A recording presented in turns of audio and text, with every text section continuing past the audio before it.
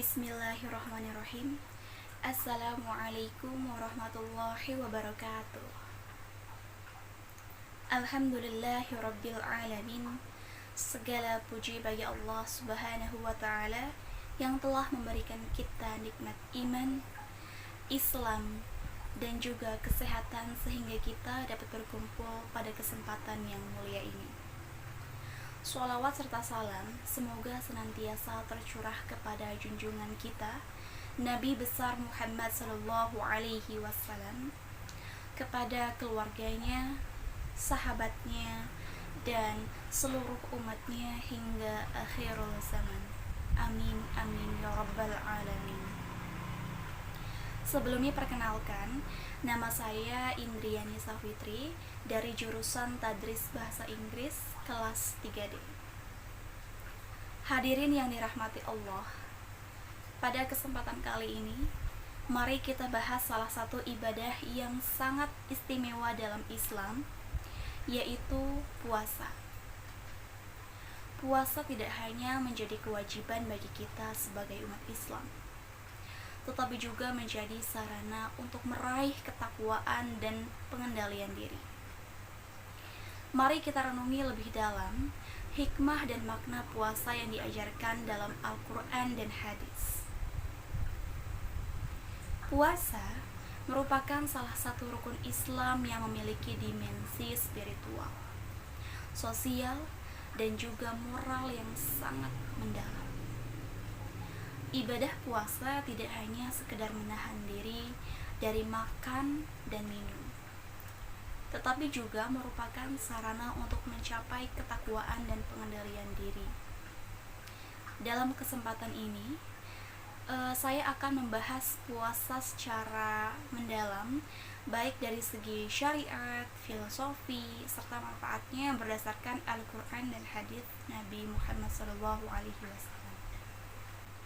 Ayat Al-Quran tentang puasa, Allah Subhanahu wa taala berfirman dalam surat Al-Baqarah ayat 183 yang artinya, wahai orang-orang yang beriman, diwajibkan atas kamu berpuasa sebagaimana diwajibkan atas orang-orang sebelum kamu agar kamu bertakwa.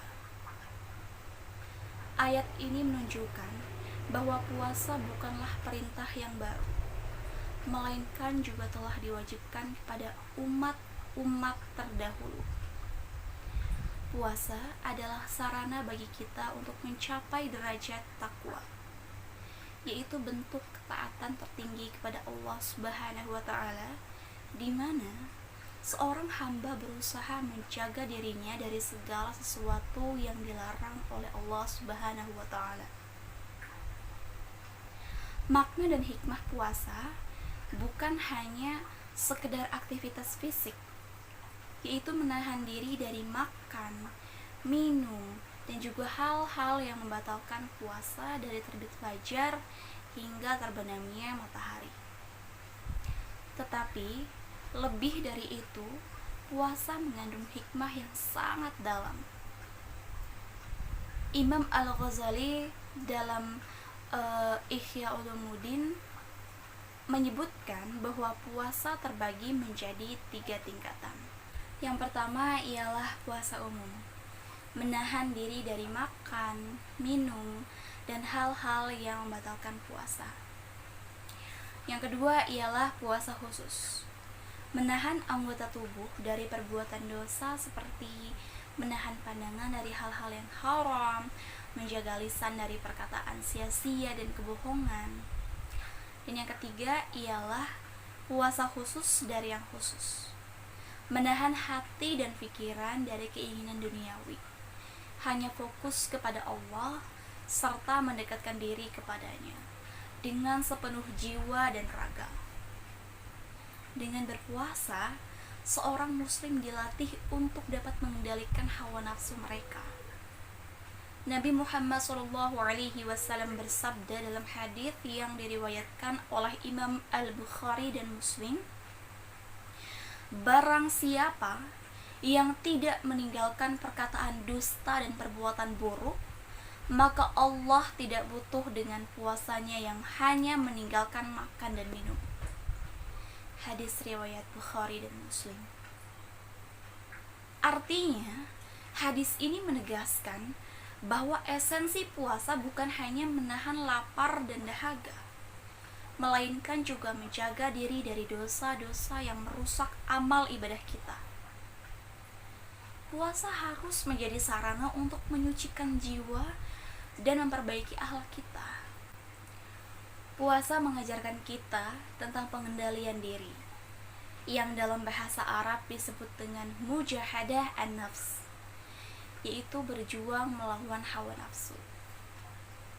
Rasulullah Shallallahu Alaihi Wasallam juga menjadikan puasa sebagai obat penawar bagi orang yang belum mampu menikah. Dalam sebuah hadis yang diriwayatkan oleh Abdullah bin Mas'ud radhiyallahu anhu, Rasulullah Shallallahu Alaihi Wasallam bersabda, "Wahai para pemuda, barang siapa di antara kalian yang mampu menikah, maka menikahlah. Dan barang siapa yang belum mampu, maka hendaklah ia berpuasa. Karena puasa adalah penahan nafsu." Hadis riwayat Bukhari dan Muslim. Artinya, hadis ini mengajarkan bahwa puasa adalah sarana yang efektif untuk menahan syahwat dan menjaga kesucian diri.